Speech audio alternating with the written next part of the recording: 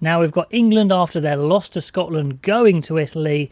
They need to get some momentum going, and it's a strange game against Scotland to kind of analyse because there was some positive stuff there, definitely some positive stuff, and then stuff that was really annoying as well, and also a lot of stuff that was really from the coaching staff where they dropped the ball as well. So the first selection change I'd make is let's swap Eddie Jones out and his team. No, I'm joking, of course we can't do that. Can't magic in Farrell Borthwick and Sean Edwards, can we? Can we? No.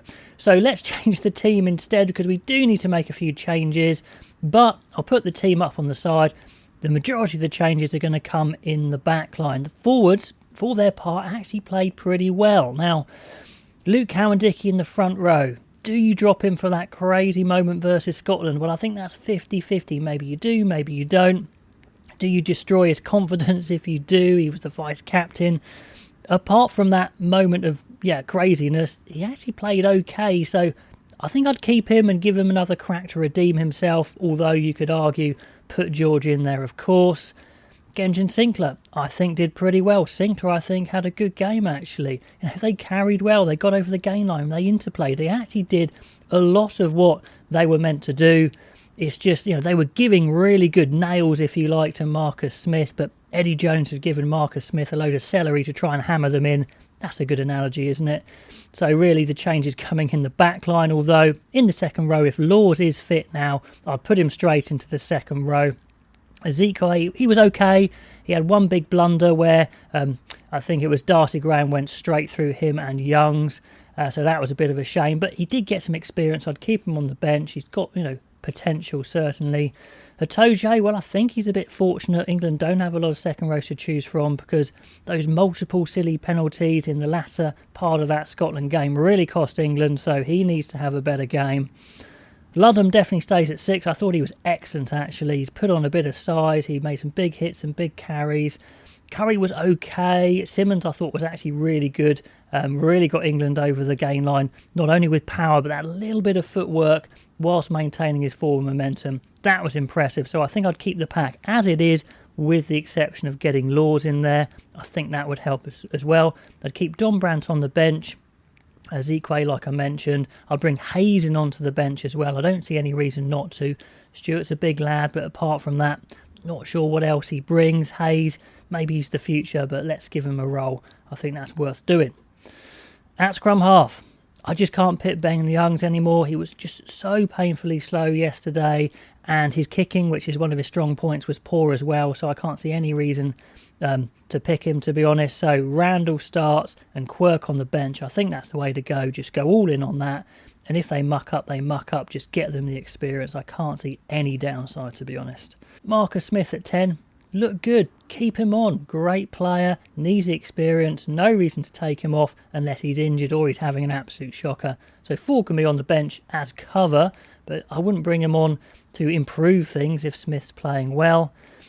Centres, let's give Smith some size. It's got to be Atkinson, he's the only guy in the squad that can do it at the moment. They didn't pick Kelly, who may have done the job. Tuolangi's injured, so you simply have to pick Atkinson to get over the gain line, especially when the forwards are getting good go-forward ball. You then want to carry that on with the centres. Slade tried hard. He actually had a really good game, I thought, versus Scotland, but get him to his best position of 13. Maybe Marchand's there on the bench as cover for 13 as well. Daly was nowhere near good enough against Scotland, so he drops out. I think that's fair. So, yeah, give Atkinson and Slade to Smith to play around with in the midfield. And let's get some actual pace and power on the wings for England. We saw what it did for Scotland. Now, I like Malins. He's a good player. I like Marchant. He's a good player. But they're not wingers. They tried hard. They're not powerful. They're not quick enough. So use them where they're needed, i.e. Malins to maybe cover fullback, Marchant to cover 13, and get the power of Hassel-Collins on one wing and the pace of Radwan on the other. I think that's fair. And then actually just using players in their proper positions. Stewart was okay against Scotland. He took some good high balls, didn't quite get into the game as much as he'd like, so I didn't see a problem him staying there at 15. Then George, Marler and Hayes on the bench, and as mentioned, Ezekiel Donbrandt. Quirk to really pick up the pace even more. Randall should be pretty good at that to start with anyway. Then Ford if Smith gets injured, and Marchant covers centres and back three, so that makes sense. He's a very versatile player. And we can't change the coach, so Eddie Jones, I'm afraid, will have to stay for now. Although there were just so many questionable coaching decisions, it's hard to see, how they got that wrong.